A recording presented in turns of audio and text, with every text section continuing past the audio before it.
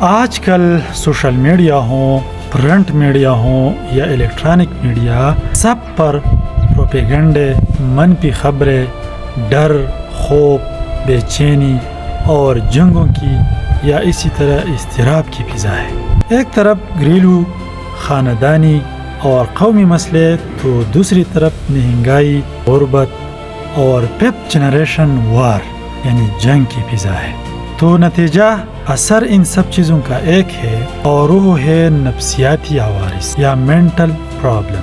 تو پاکستان کا ہر تیسرا شخص بیمار ہے، نفسیاتی عوارض کا شکار ہے۔ تو اس ضمن میں کرنے کا کام صرف یہ ہے کہ ہم سب کچھ چھوڑ کر، دوبارہ یہ بات ریپیٹ کرنا چاہتا ہوں کہ ہم سب کچھ چھوڑ کر اپنے آپ پر، اپنی فیملی پر توجہ مرکوز کریں، جو بھی ہوں، اور وہ نیند، بے خوابی، تنہائی پسندی یا کسی کام میں دلچسپی نہ رکھے، تو ضرورت اس امر کی ہے کہ کسی ماہر ڈاکٹر نفسیات سے ضرور ملے۔